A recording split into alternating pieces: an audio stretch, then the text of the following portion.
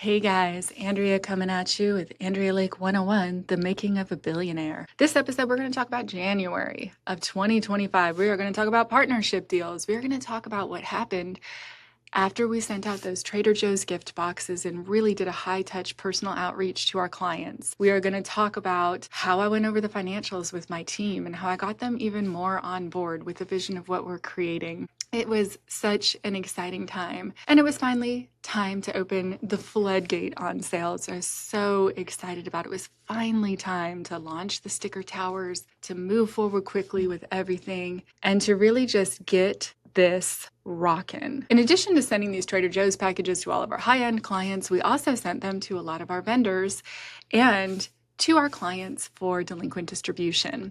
So we sent a whole bunch of boxes over to Hot Topic. We heard back from them and it reinvigorated our deal with them for them to take in 5 new designs from us every month or every 6 weeks, which is so exciting. We've had designs do great in there. And it was finally time to push forward. So I cannot wait to tell you on this episode all about the partnership deals that I've been engaging in, all about the sticker towers that we're ready to release, all about the television show that we were negotiating. And it was just a month where deal after deal after deal and thing after thing after thing that we have been working on for months got way, way closer. We got way, way more buy-in. We got way, way more agreement. And our team just got way, way tighter. So on January 2nd, we hit the ground running.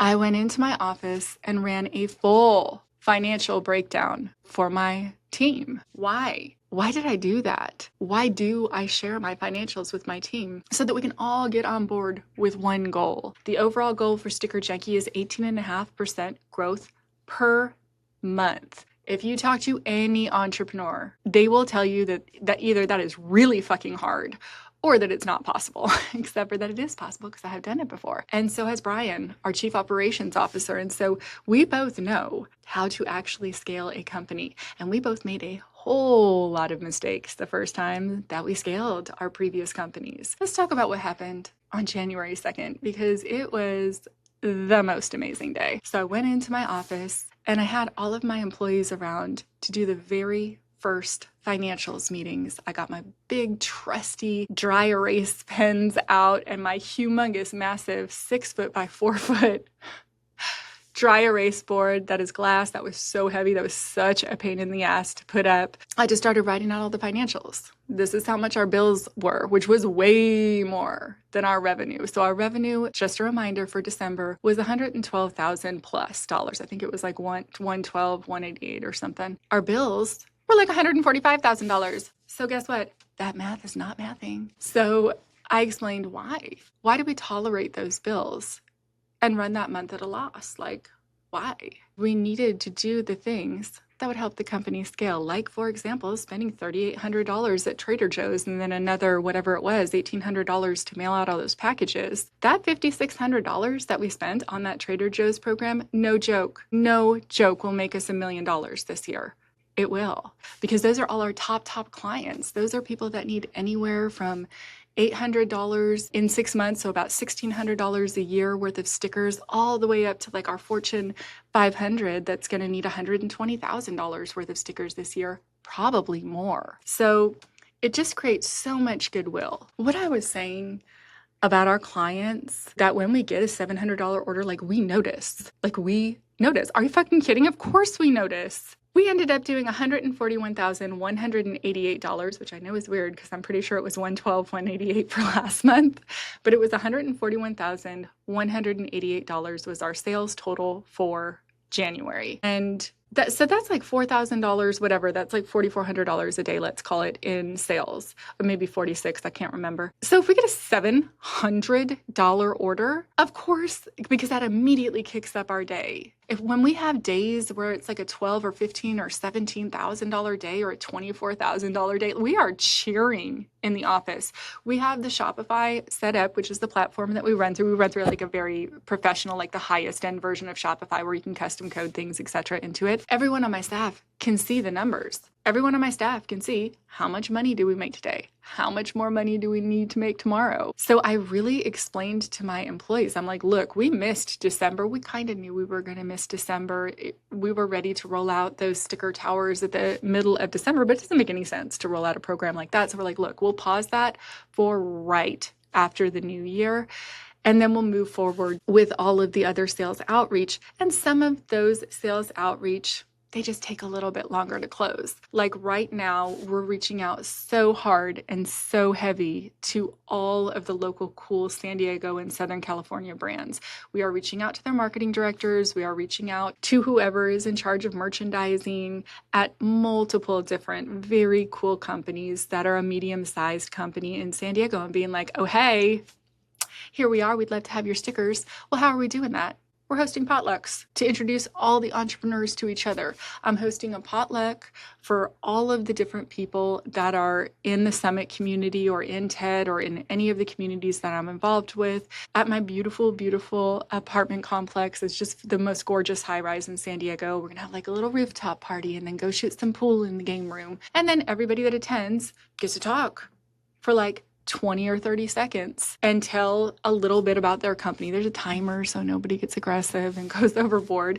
Because the thing is, entrepreneurs like to support each other. And so I'm skipping ahead because this is something that we're doing this month in February. So if somebody over here has a big plumbing service, or somebody over here is an electrician, or somebody over here is a fabricator, well, I need fabricators. I need fabricators all the time. And they need stickers. Every single one of those people needs stickers. If somebody has a big dispensary, we can do a cross-promotional thing with them. We can do a collaborative reel. If somebody has big tattoo shops, then that's the exact right person that I want to be selling those sticker towers and sticker binders to. So just really engaging with all of the community of other entrepreneurs in San Diego is what we're doing. And we're doing it a lot right now. I do personally reach into the more counterculture types of businesses because, you know, that's kind of how I rock. That's kind of how I roll. I'm just like an old school San Diego.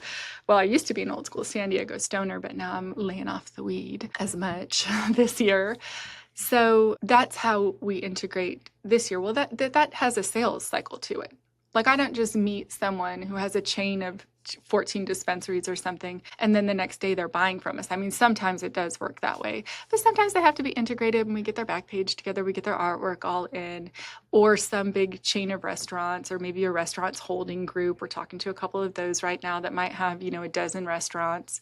It takes a minute for us to get set up, for us to become partners, for us to integrate into the system, for us to have their back page all set so that any one of the people at any one of their restaurants can easily go in and reorder the stickers. So that's what we're working on. That's what we had been working on in January. That's heavily what we're working on right now. It's February 13th today as I record this, day before Valentine's Day. And I really began to explain to my employees, like, what is a sales cycle? How does that work? Because it became very clear that a lot of people on my team just didn't understand that. And they also were not understanding that piece that I explained yesterday of like, hey, if we miss our goal, because we missed our goal in December, and we missed our goal in January. The goal was to do $175,000 in revenue. The goal in February is to do $175,000 in revenue. But we sit down and say, hey, this is a very aggressive goal. This is 18.5% up every single month. The month after that, we're going to do 220. And now we have hit 3 months in a row where we haven't hit that $175,000 goal. We still have this chart on the walls. So you see this sad thing in December of our sad chart that was just, you know, over halfway full, but not a lot.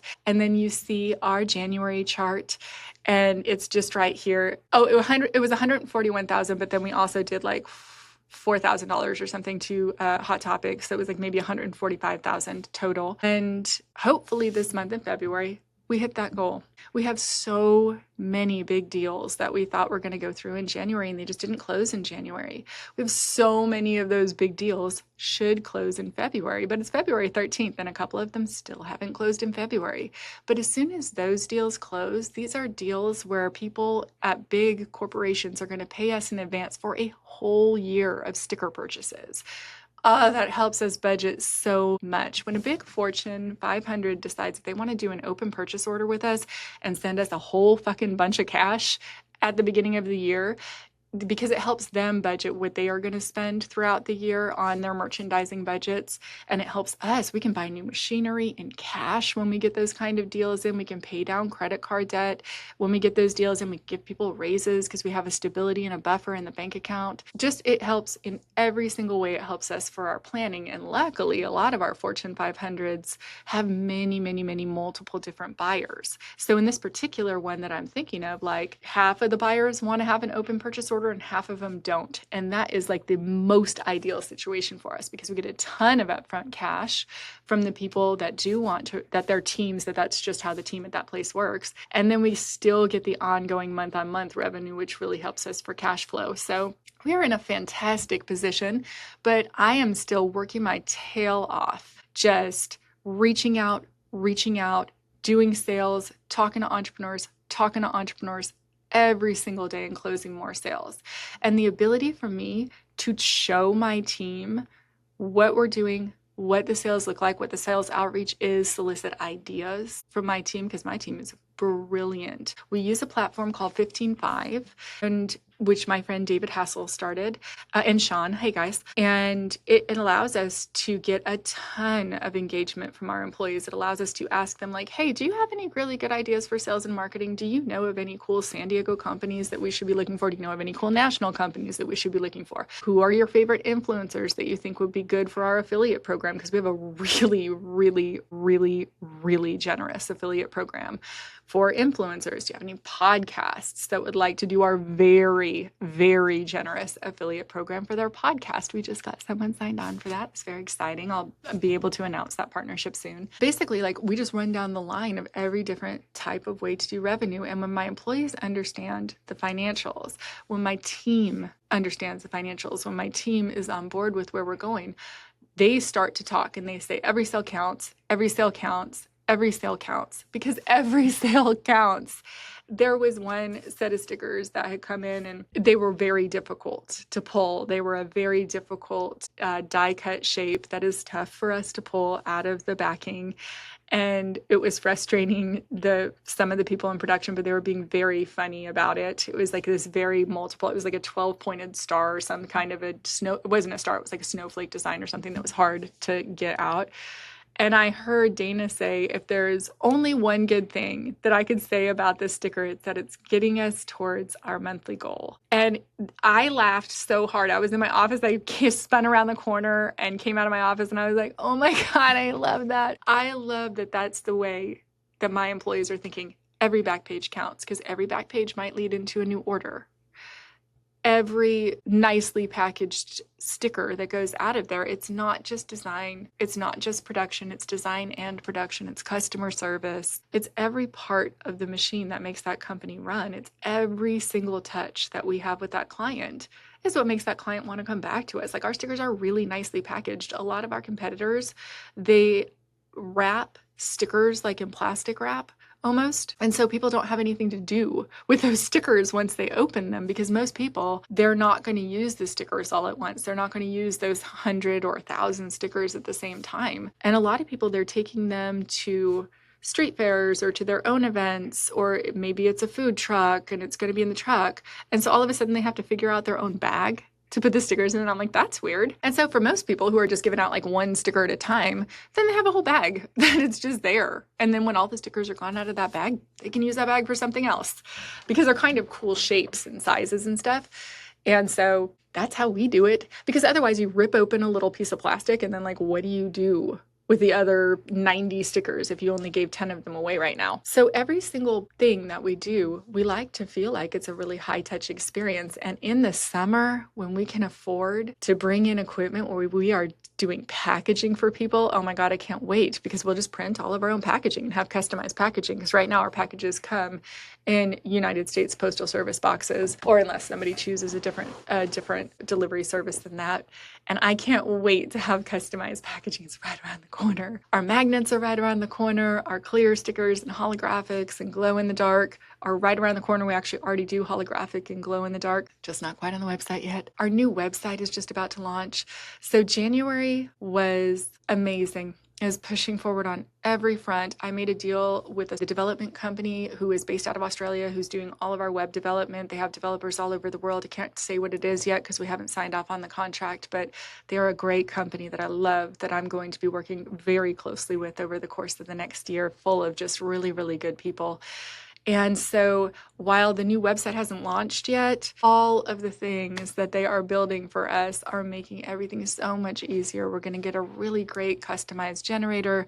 We already put in implementations to charge for rush fees, because before we were just doing rush fees for free, and we cannot afford to do that, especially as the business gets bigger. So I engaged my team and I told them all about the plans and all about the sales rollout, and it just reinvigorated the office in a way that I almost can't even explain. And everybody had been super mega charged from all of the Trader Joe's stuff that we rolled out. And at the end of going over the financials, everyone really understood what I was talking about with all the different dollars. And, there's some questions, and we really thoroughly went over everything. And then I got to give an amazing example. During the height of Stickergate, one of our customers ordered, I don't remember how many thousands of stickers, tens and tens and tens, maybe 50,000 stickers. It was a huge order for us. And they were big stickers, and they were an incredibly complicated die cut. We just had these very slow machines that we were working on. So they ordered straight away. And it was one of the biggest orders that we got during Stickergate. I don't remember how much it was. It was like $7,000 or $10,000 or something. And we had only a couple of cutters, and those couple of cutters were not the fast kind of cutters. They were like a $30,000 cutter, which is still a really awesome piece of equipment. It's going to give you an amazing cut, but it just doesn't move fast. Now we have these cutters. They're called Sumas. They're very, very fast. They're about 70 grand each, and they do routing, they do cutting, they do anything that you could want a cutter to do. They will do. We can actually cut our own sticker towers in there and manufacture our own towers that we're selling to the stores on that cutter with their routing tools. So we're moving forward at such a strong pace. But I gave this speech after I had gone over all of the financials that I didn't intend to give. And I've just broke into tears because I was so moved, because I was like, it has been a year. It has been a year. And I was terrified in January 2024. I had no idea how I was going to make it. I had just had to borrow all that money. Nothing was working. I was trying everything to make every single thing work, and nothing was working in January of 2024. And then fast forward to January of 2025, and nothing but opportunity in front of us. We finally had the Suma, that cutter, working properly. I mean, it took 6 weeks to get that machine working right. We finally had standard operating procedures down for design, for production. We have amazingly talented, organized people in the design department that just really streamlined a ton of stuff for us to make all our processes run smooth so that we actually can scale. So that right now, if something magical and amazing happened today and we got 3 or 4 times our normal amount of orders, we would be able to keep up pretty well with it. And we would be able to very quickly land new equipment. And we know how to use all of this new fancier equipment now. And if you don't take a breath and take a moment and get yourself laid out properly and get your foundation laid, it's going to go sideways. That is why so many people who are on Shark Tank go broke, because they can't keep up with all of a sudden having 10 or 12 or 20 or 100 times the amount of sales. We have all kinds of systems that we have already figured out that if we were to go viral, like hyper viral, we have a customized product. So we can't go hyper viral. If we go hyper viral, that's a problem, because we cannot keep up with if our sales went up by 1,000x tomorrow. We just can't produce it on time. So we already put systems into place where if that happens, we just limit the number of new clients that we take per day and queue it up. We're not in that position right now, so get your butt over to StickerJunkie.com and buy yourself some stickers. But all of these things are things that you want to decide in advance. Well, how the fuck do you even know how to do that? Yeah, I've done it before. That's how the fuck I know how to do it. That's how. And I really messed up the first time that I did it, like in 2004 when we started to really go viral, or after I was a contestant on The Apprentice. I made Mark Burnett on The Apprentice put my title as sticker company owner, and he fought me on that. He was like, I don't want it to say sticker company owner. Andrea, you own so many, you've started so many businesses and you're so successful. Why would you just say sticker company owner? Well, that was I think it aired in 2005, but like it filmed in 2004. And sort of a lot of people didn't realize quite yet how impactful that would be if somebody typed in Andrea, apprentice, sticker. Yeah, it would go right to my company. And so my sales went up by like 400% as soon as that show aired because everybody started buying stickers from us because they saw that chick on The Apprentice. But you have to know what you're doing to be able to scale in that way. And so at the end of it, I gave this speech to my employees where I was just like, hey, look, you guys, there's a really big difference between me getting up in bed and saying, I'm Andrea motherfucking Lake and I'm going to go do this and I'm going to rebuild my company. And I just started really like bawling. And I'm like, I am that. I am going to do that. But it is so hard to believe in yourself when you have failed yourself so badly. And I failed myself by every metric of life. I just gave up. I got a bunch of hard hits in life. And I'm like, I don't ever want to fucking be around people again. I don't ever want to talk to anybody again. I don't ever want any employees again. I was just waiting for my $10 Solana to hit 180. And when that happened, which to Solana today again is $200, it went up to 260. If that happened, I would have had all my fuck you Gen X money back.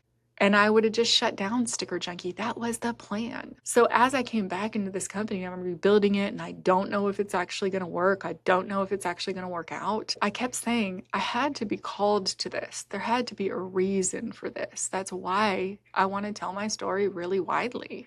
That's why I'm doing a podcast. That's why we're doing a documentary. That's why we're doing a TV show, because I want to inspire other people to say, like, you actually can pick yourself back up. And as a Gen X woman, it's sort of new for me to be like, I actually am just allowed to say that I'm a badass because I'm a fucking badass. And I can go do what fucking ever. And I'm actually just allowed to be super confident. And if somebody doesn't like me because they think that I'm super confident, or does she know who she is? And I'm like, I do know who I am. I do.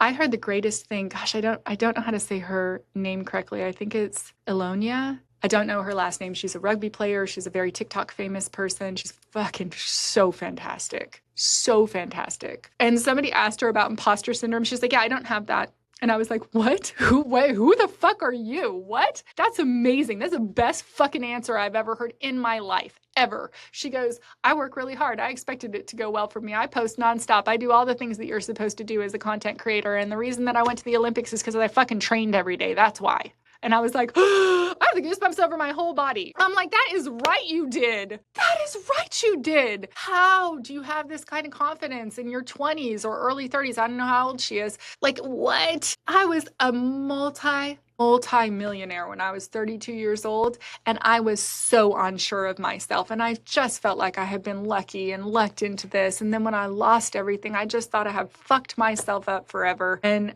like, what was that ever going to do in my life? Because I lost everything in 2008, then I rebuilt it, then I lost it again. Yeah, that was super awesome. That was really fun.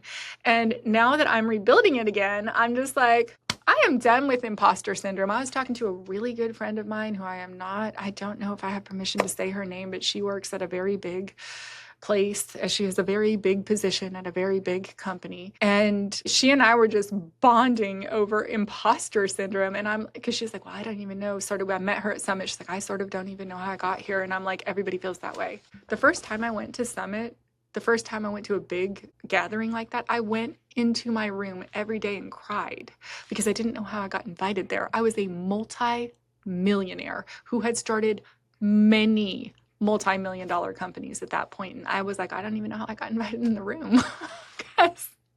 because I feel like I just downplayed everything I was good at. And now I'm in front of my team and I'm crying and I'm like, it's one thing to say I'm Andrea motherfucking Lake and I'm going to go do this and I'm going to make $1 billion in 7 years and I know how and blah, blah, blah. It is a very different thing to get up every day and go do it. It's a very different thing to be in the phase that I'm in now where I just do cold sales approaches all day long, every day. I said, I do. I don't know the people that I'm reaching out to, like at all. And there's something about being a seasoned serial entrepreneur where you're just like, every single thing is just a conversation. It's just like I said in the first episode or second episode when I walked into the IRS, I'm like, this is just a conversation with another person. That's all it is. So anytime in business that you brush up against something that's hard or that's scary, or you need to do a bunch of compliance around, or something you were supposed to do something and it didn't work out, and what the fuck are you going to do next, or you have a big legal issue come up, it's just a conversation with another person. And the hardest thing is when people won't have a conversation with you, but as long as you can talk, it's just a conversation with another person. That's all that it is. And there was so much of that in January. So much came up in January. So as I'm talking to my team and talking them through the sales cycles and really getting them on board, they really understand. We had people on the team step up and say they themselves wanted to do sales. We had people on the team step up and say, hey, I want more responsibility in customer service. Hey, I want more responsibility in production. Hey, I want more responsibility in design. Brian continued, our chief operations officer, Brian Burling, continued to just like bang stuff out, take stuff off my plate, and really prove himself to be so invaluable to the company. He recruited a couple of his friends from Jinx, like just... I don't have enough good words to say about Brian, and he led the charge on building the podcast studio, which I am sitting in right now. It does have enough space to have 2 chairs and do a podcast with 2 people. So Brian is going to come and be on the podcast, like finally, and talk about business and what it's like to scale a company. So he'll be on a Meet the Team episode.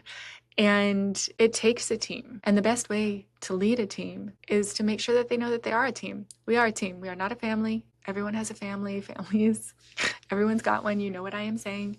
We're a team. We're like an Olympic team. That's who we are as a company. And the people on my team right now, every single one of them fits on this team. Every single one of them. And I'm so excited to see what we can all create next. So I give this really impassioned speech and I just tell them, like, look, I had this money in Solana and I was going to sell it at $180. And Solana is $200 today. And I just would have been done. You wouldn't even know me if that had happened. If the market shot 3-4 months earlier than it did shoot, but you wouldn't even know who I am. I would just continue to stay private. I would be in Sedona. I would be one of the best traders in the world and just living my best life, still drinking marijuana tea, hiking Rico every day. But that's just not what life had in store for me. So on a side note, I cannot be happier. I couldn't even tell you how excited I am to be recording again. I missed telling the story of what was happening. I missed it. But I didn't have a quiet place to record and I didn't want to keep piecemealing stuff. So from now on, you are getting a podcast every single week at least, probably 2 most weeks, and just really real consistency. And I'm starting to speak a lot. I'm starting to speak at a lot of conferences, starting to get the story out there. As a matter of fact, I'm leaving today the second that I finish this podcast. I'm driving to Santa Barbara. I'm going to Renaissance Weekend, not the medieval one, renaissanceweekend.org. Look it up. It's a fancy place that fancy people go and talk about fancy things. And I'm speaking on a panel about DeFi and crypto, and I'm speaking on a panel about entrepreneurship. But what am I going to do? I am going to remember that when you are in the right room, you can ask for anything. You ask for anything. At one of my events in 2012 that I host, Sedona Magic, where a bunch of my friends from TED and the Global Economic Institute and the World Economic Forum and Summit and all these groups that I continually talk about that I go to come out to my house in Sedona once a year, and we bring the Michelin star chefs in and cook for them, and we do really fun, like we did hostage escape and evasion training one year where a bunch of active duty special forces operators came in and taught my entrepreneurs escape and evasion team building exercises where you could actually literally get yourself out of a hostage situation. We do ropes courses, we do huge hikes, and then I teach a vulnerability workshop within there. And the whole function of the way that that whole thing works is that people are only interacting, like 80% of the time, they're interacting one-on-one with just one other attendee. So I call it hijacking because you lose a degree of intimacy for every additional person that you have in a conversation. Like if you have 4 people in a conversation, you're not going to have the same conversation that you have if you're in a one-on-one conversation with somebody else. And so as I'm building these things out and building these communities out, I'm really reaching into my network. And in January, I really started that full force, full speed. Because the thing is, I lost all my money. But do you know what I didn't lose? I did not lose my biggest asset. I did not lose the network of people that I had created around myself in the last 30 years of being an entrepreneur. I didn't lose my friends who started like soapbox soaps, my friend who started Tap Out, my friend who started BarkBox. I didn't lose those people. So I started to reach out to all of these different people and say, hey, I'm rolling out a TV show. Will you be on it? Hey, I'm rolling out this podcast. Will you come interview me? Hey, I'm rolling out whatever it is that I'm doing next. Is there some way that we could coordinate? Is there some way that we could work together? Or, hey, you have a big ass company that does very lots of tens of millions of dollars or hundreds of millions of dollars in revenue and you need stickers. Please come get them from me instead. What are you doing? Why are you not buying from me? And in a lot of cases, my friends were like, yeah, your company was really unreliable for a while. And I'm like, yeah, I know my company was really unreliable for a while, but we're not anymore. Come over here now. I am back here. I have rebuilt this company. Let's go. So that was basically what January was. And January was banger. Unfortunately, a whole bunch of other legal stuff happened that obviously I never talk about legal things, and it really sidetracked us in January. And as we were super sidetracked, we didn't roll out the Sticker Tower program, which is such a shame because I truly think that the second I roll out the Sticker Tower program, it's going to be $40,000 to $60,000 in revenue in the first 2 or 3 weeks because I have all of the tattoo shops. I have all of the dispensaries. I have all of the breweries that I have had relationships with for years that have been buying from us for 10 or 15 or 20 years. And I have tons of new ones that just have been buying from us for 6 months. Well, guess what? Most of those categories are the type of people that buy over $800 worth of stickers. So not only did I just send them this sweet ass Trader Joe's box, I also sent them a letter. I also sent them a $350 gift certificate. I also asked them if they wanted to collaborate for a reel. I also followed up not just with a letter, but with a follow-up email, and they got back to me. So now I can just reach back out to them and say, oh, hey, how's it going? Would love to do XYZ with you. Or, oh, hey, how's it going? We have these sticker towers. We have these sticker binders. Or if you already have a solution for how you sell these stickers, we have these wholesale stickers that are 96 cents that you can go sell for $4. So in January, we decided to roll out the Sticker Tower program in a slightly different way.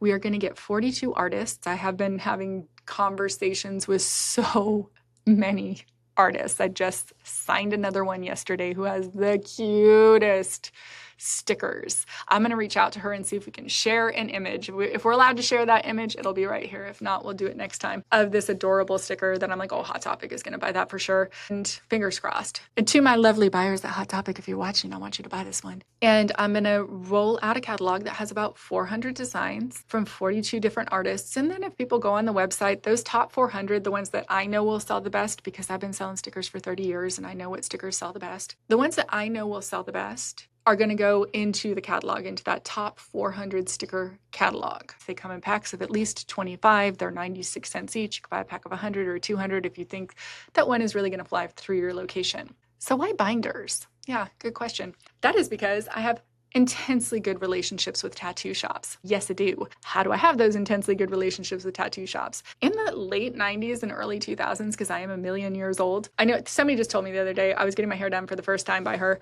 And when it came out great, she's just 1 month out of beauty school. She's at Bespoke Hair. Alyssa, shout out to Alyssa at Bespoke Hair in downtown San Diego. I was like, oh yeah, every year for my birthday, because I don't even know if I talked about this in the podcast. I think I did talk about it once before, but when I was 49, I went one whole year without doing my hair, without doing the lashes, without doing the nails, no makeup, because I just wanted to see what I actually looked like before my 50th birthday.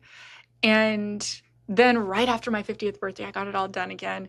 And I did that again this year, but just for like 3 months. So my hair was really grown out, etc., and getting it done. And I was telling her that story. I was like, oh yeah, right before my 50th birthday. And she was like, what?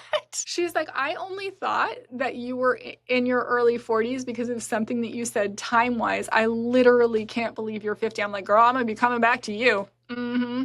Please do. Please keep talking. Keep talking. So because sometimes I'm a million years old, I remember all of the old school ways that people buy stuff. And that is some good information to remember. I used to sell to stores. I used to walk into stores and make the sale. You couldn't just reach out to them. That way I couldn't just get people's email addresses because the internet, it was like a thing, but email wasn't something everybody had in 1998 when I started anti-establishment clothing. Cell phones were not common use, and you couldn't do anything else on your cell phone except for make a call. So it was just like such a different level of personal interaction, and it was way harder to reach people. I used to have print, 5 or 10,000 catalogs and send them to every single store from a category in a country. So we'd send it to every single one of like the 11,000 head shops in the country, or every single one of the 12,000 tattoo studios in the country. Then I would physically call 12,000 stores. It sounds like I'm making that up. I am not. I would do like whatever, I can't remember how many I would slate for myself a day. I like numbers, so I think it was like, I'm going to make 111 phone calls today at least. And you only get a hold of like whatever 30 people in that period of time, and I would spend 8 hours a day calling people, and I really did make my way through like all of the head shops. I think there were 7,000 of them back then. There's more now. And all of the tattoo studios, and there was like 12,000 of them back then, and made sticker sales that way. Well, now these people have been buying stickers from me for 20 years. So I just email them. I say, hey, it's Andrea from StickerJunkie. Whoever, NOLA Tattoo or Diversified Tattoo, or any of the clients that have been buying from us forever. Great tattoo studios, River City tattoo shops that we love. And just say, hey, would you want to buy stickers? I haven't even approached any of them to sell them stickers yet, but I will. And some of them are going to want to add that revenue source to their bottom line. So because I understand the inner working of tattoo studios, and because I used to sell $400,000 a year worth of anti-establishment clothing stickers, when I started anti-establishment clothing, I did not know what I was doing, like at all. And I just learned everything inundation by fire. I just tried stuff. I started from scratch. How would I know? But when I first started anti-establishment clothing, I did like 150 grand in revenue in the first year, and I did $1 million in revenue in the second year. And it was just me. It was just me in that company. I didn't have any employees until after I already was making $1 million a year in revenues. Like I would go make all these sales calls and then go like tape shut the boxes until finally I got that first employee. I know I already told that story, but she came in for like a 6-hour shift, maybe let's call it, or a 4-hour shift. And I made a bunch of phone calls while she was there. And I sold like whatever, $1,500 worth of stuff while I was on the phone. And I looked at her, I said, can you come back tomorrow? She said, yes. I said, can you work full time? She said, yes. And that was it. And then I made a rule for myself that every minute that she was there, I would be making sales calls. And that's how I grew that company to $1 million in revenue. Well, a lot of that was stickers, a lot. And because I didn't know what I was doing, I rolled out 98 designs at once. Well, there was no fucking print on demand. That didn't exist. So I would have to make like 24 of every t-shirt. And even that was a really low minimum.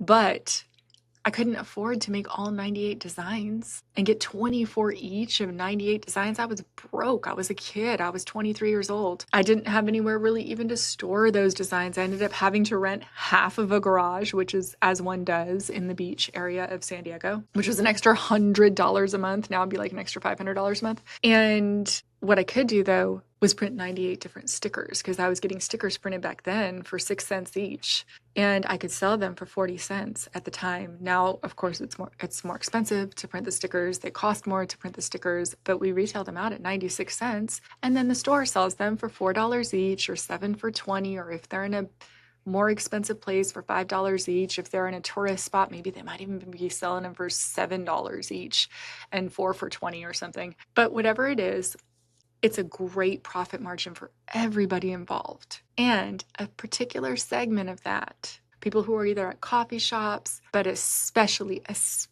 people who are at tattoo shops, you make them binders. Why? Because people in tattoo shops are used to flipping through binders, because that is where the flash is. For those of you that are not familiar with tattoo culture, the flash is an artist's whole collection of stuff that they can just press and play, that they can just tattoo on you. These are original designs that in a lot of cases, I'm pretty sure you can buy other people's flash if you want to, but in a lot of cases, this is the original design of that particular tattoo artist. And you just flip through their binder and you pick whichever design that you want to get tattooed onto you. Well, a tattoo takes a long time, and people are sitting there for a long time. And generally speaking, they're interacting with their tattoo artist. I'm sure a lot more people are on their phones these days, but they're interacting with a tattoo artist, and a lot of times they bring their friends with them, or their friends, if you're having like a 4 or 5 hour long tattooing session, like a friend will drop in and say hello and kind of hang out for an hour and kind of watch the process getting done. Like, it's really fun, and it can be a really social thing, especially depending on what tattoo studio that you're going to. So we make binders for those tattoo shops of every sticker that they're selling. We encourage them to at least like get 100 different designs or 50 different designs. And then we make these beautiful sticker binders that like everyone that gets a tattoo is just going to pick up that binder and go through it and be like, I want this one, this one, this one, this one. The price points that we encourage are $4 each or $7 for $20. But what we do is give people a bunch of different stickers that they can put at the top of their towers, or that they can put on the side of their binders, that they can test different price points. So we have this really cool branded marketed thing that's like, you know, $4 each or $7 for $20. And then we have another one that's like $5 each or $5 for $20. And then we have another one that's like $7 each or $4 for $20. And then we have ones that are just straight up $4, $7, $5, $3. So you get this whole array of marketing assets with your binder, with your towers, with the stickers that we send to our clients. And it makes the reorder process super easy, and it makes the sales process super easy. I mean, if it's a big tattoo studio, we will send them 3 or 4 or 5 binders. What the fuck do we care? We want every station to have a binder. We want one to be on their coffee table in their waiting area. We want one to be on their front desk counter that somebody is flipping through, because then that tattoo studio is going to sell a ton of stickers, especially if they also get a tower for their countertop display, which will have like maybe the best sellers on it, and then a binder right next to it of the all 100 that they have. We also give them a queuing system so that it's like very easy for them to sort through and find the stickers, because if you have 100 different designs, it's a lot of different designs.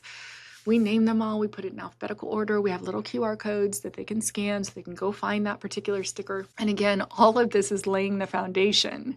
Like, that doesn't just happen. We had to create all of that, and all of that stuff takes time. But now we're all set to go with the sticker towers. And a lot of our time and energy went into continuing to build that out so we'd be able to roll it out. So I took so many calls with so many artists in January, and I have like my starting roster of the ones that I'm signing. But it works like this. The math be mathing. We're going to do one of my little calculator tricks, because the math on those towers and on those binders is good. So listen up your pretty little ears if you own a tattoo studio, okay? Because this is some math be mathing situation right here. If they buy, let's say it's 25 each of each design, you're going to get 25 each. I encourage people to get 50, because you're going to blow through 25. Like, get 25 each of all of them, and then get 50 to 100 of the ones that you think are the banger bangers. We know which ones are the banger bangers. We know which ones are going to sell the best, because I know what sells for stickers. But even if they're just getting 25 each, and they go ahead and get those 100 designs, that's 2,500 times 96 cents. The binders, we don't charge extra for the binders. We just make them for you at our cost, which, do you know what, is very fucking generous of us, because we're only making 96 cents on this sticker and you're making $4 on that sticker. So probably you should buy the binders, but we just want to help you sell. That's all we want. So that's $2,400. That's how much that costs. Now, most tattoo shops, they have an extra $2,400. Like, there's people walking in and out of those studios all day. Dispensaries, same thing. If you have a waiting area in your dispensary, this is such a good way to make extra cash, because we have all kinds of stickers that are going to be very specifically for dispensaries, that are weed oriented, that like your clients will love. And especially if you have like a higher end dispensary, you have people going in there dropping $70 or $100 or $250 and not even blinking, not even thinking twice about it. Then of course, while they're sitting there waiting in your waiting room to get called in, they're going to flip through that. And if you have a tower on the counter, if you have something there, it's just an experience oriented thing. They're also probably going to choose 7 stickers and make an extra $20 out of that trip to the dispensary. And who doesn't want to increase their shopping cart by $20 from a client that would have just walked in before and not bought anything else? Especially at a tattoo shop, especially when you have those friends come in at a tattoo shop and they're sitting there, and yeah, maybe they do come back for another tattoo themselves. Like, maybe they do, but for sure, a lot of them are going to buy a $4 sticker if they're sitting there flipping through that binder. For sure, a lot of them are going to decide to buy 7 different stickers for $20. Like, come on. It is a banger banger. So let's say that out of these 2,400 stickers, you're going to go ahead and sell them for $4 each. So if you're selling them for $4 each, obviously that is $10,000 out of your $2,400 investment. So you fucking make $7,600 minus that $2,400. You're making $7,600 in profit off of a $2,400 order. Like what? And of course you can buy 50 instead and get it for $1,200. And of course you can buy 200 because we'll make binders of any size for you. Or we'll make a couple different binders that have like different colored binders so people know that it's different stickers in there. And you can make so much additional revenue with that. So much additional revenue with that. And even if you sell those same 2,500 stickers, 7 for 20, so divided by 7 equals 357 times 20 minus your cost, which was 2,400. Sorry, you're still going to make $4,742 in profit. Either way, your profit, just profit after the cost is taken out, is going to be somewhere between $4,700 and $7,600 extra dollars just off of that first time. And once you start carrying them and just like reordering the stickers because you know which ones are the best sellers and kind of bringing some new ones in, it can become a really great additional revenue source. If you move enough product, if you have a lot of feet coming in and out of your doors, it could be thousands of extra dollars a month in just straight up profit for people who are already in front of you anyways. Did I sell you? If you own a tattoo shop, don't you want those binders? I want you to have them. What I love about stickers is the markup is great for everybody, for every part of the journey. Obviously, when we sell them for 96 cents, we're making a great profit off of that because we own all the printing equipment. And the tattoo studios, the dispensaries, the coffee shops, the bookstores. Bookstores a huge category that we're going to run into with stickers. Record stores, which do still exist, believe it or not. And really anywhere, a bunch of dessert places, ice cream places. We have a whole category that we're going to do that's really cute for like coffee shops, pastry places, ice cream stores, every different entrepreneur and every different small business and every different chain of small businesses. Like if you have a coffee shop that has 14 locations and you put sticker towers in all of those locations, and if you just want a binder like floating around the different stickers, or if you want to make a thing of it, I'll tell you what, you will make extra revenue for a very, very low upfront cost. That's what we're rolling out. We did a lot of the foundational work on that in January. They're not quite available for sale yet. They're going to be available probably at the end of March or beginning of April. It has become a Q2 project because now we're actually signing on the 42 artists. So that is what January was all about. We've got a bunch of partnership deals in place. I laid the foundation to roll out the sticker tower program by the beginning of Q2. It really will take that long because now we have to like get all the contracts signed, print all the artwork, put together the catalogs, get the binders, things put together, set up a pick and pack system. Brian just brought somebody else in from Jinx that's going to start in our production department who helped to develop their whole pick and pack system with Brian. He worked with Brian to create from scratch. It was a whole team, obviously, over at Jinx that did this, but to create from scratch a pick and pack system that was pulling like $100 million a year in orders. Do you know how your fucking shit together you have to be able to go into a warehouse and have a pick and pack system where you are going to pull millions of dollars worth of merchandise to ship out to your clients?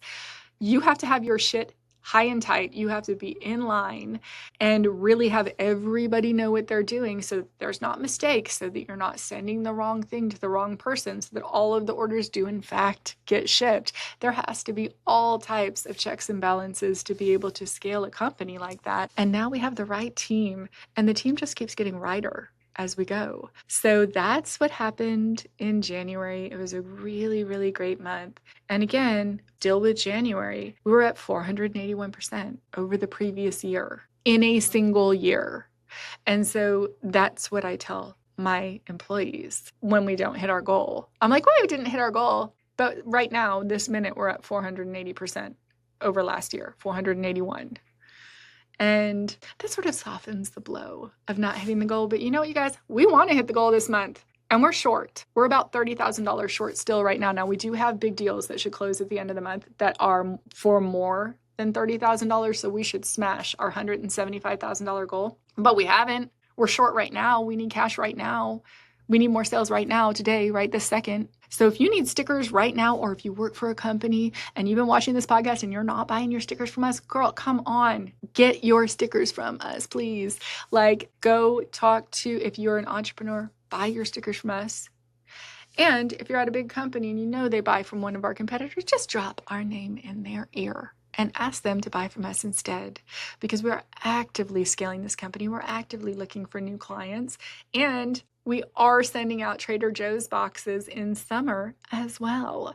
So if you are a person that buys over $800 worth of stickers and you want to get some sweet little gift from us, then go transition over to us from whoever it is that is meeting your sticker needs. Also, we're just rad, and our stickers are the highest quality, highest quality. Like, if you look at me, you know that I like nice things. And so I only have custom, outdoor, weather guarded, super high end, put it on the back of your car, it's going to look good in 5 years kind of stickers. So come to StickerJunkie, buy your things. That is our wrap up for January. Let me just look at my notes, make sure I didn't miss anything. Oh, I did miss one thing.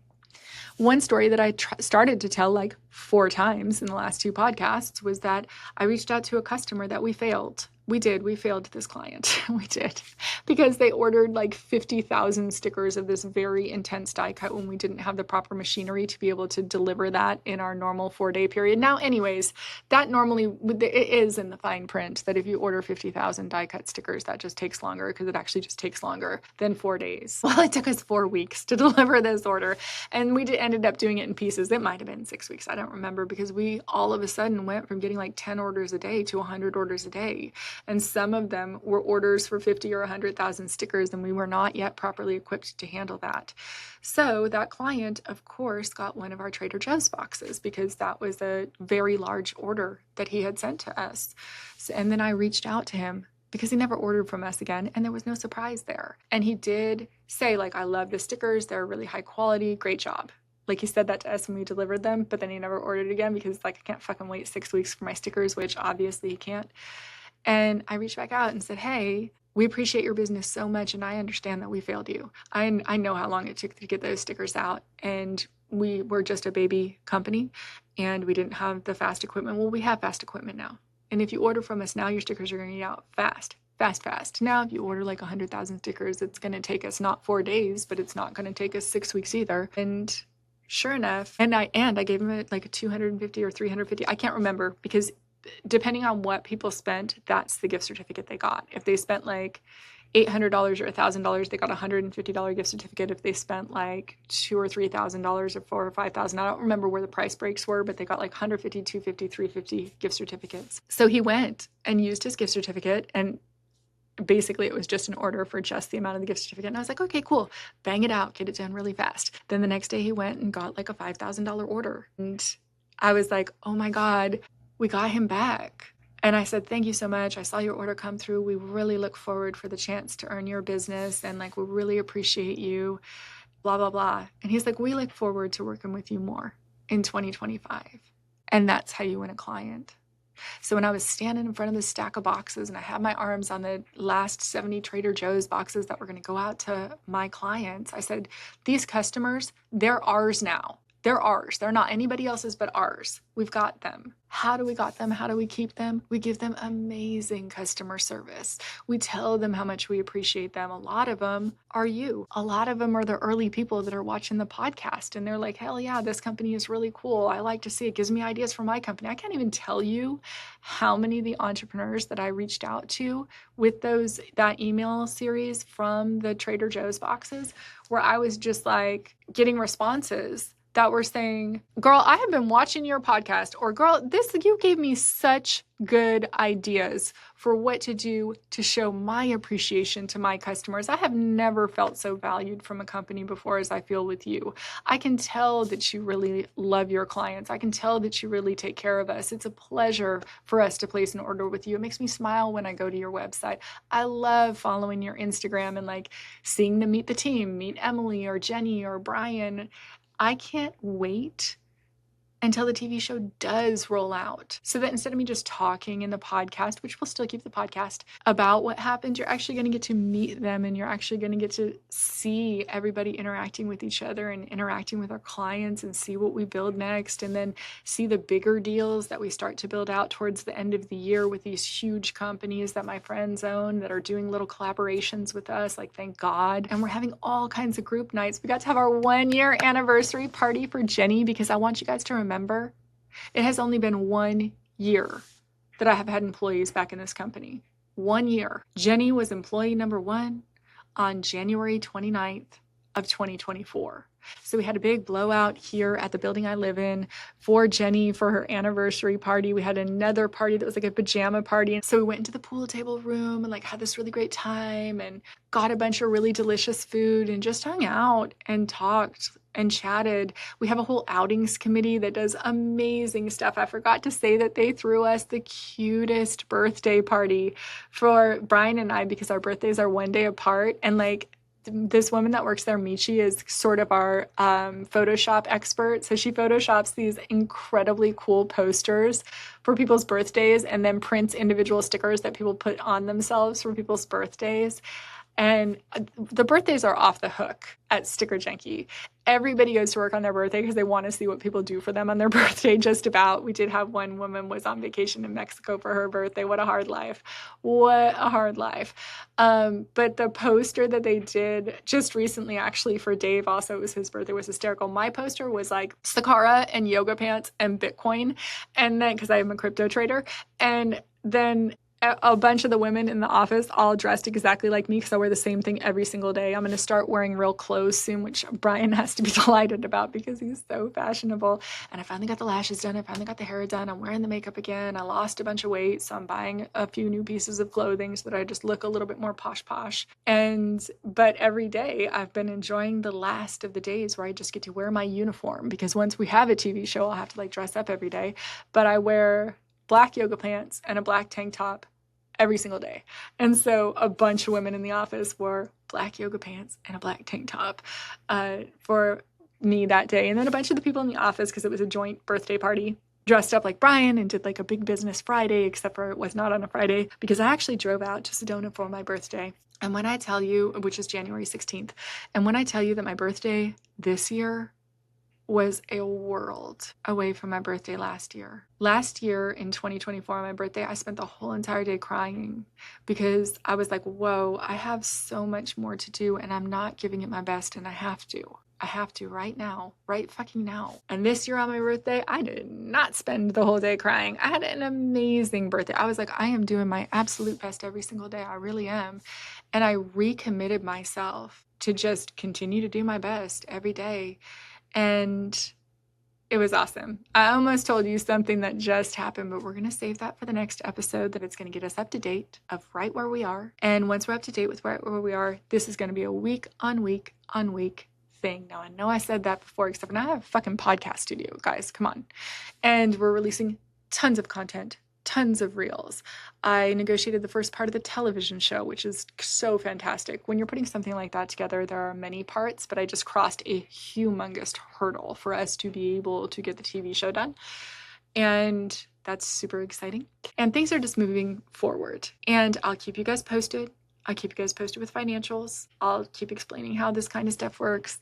And you'll get to see the progress in real time. As always, buy your stickers from StickerJunkie.com. Use the code Andrea Lake 101 and save 10% off your sticker order. And give us a like, give us a follow. Like, please follow us on YouTube. You guys, if you're listening there, that really helps us. If you're listening at Spotify or Amazon Music or iHeartRadio or wherever you're getting your podcast from, please, please, please, or YouTube, please give us a 5-star review. That helps us so much. Please like this episode. Please follow me on whatever platform you're listening to this podcast on. Please follow the podcast. Please, please, please, please, please follow me on Andrea Lake 101 on Instagram or TikTok. And I'm taking the advice of that amazing rugby player. I'm going to figure out how to properly say her name and being like, I'm not an imposter. I worked very fucking hard. I have worked all day, every day for the last 18 months. That is why I'm in this position today.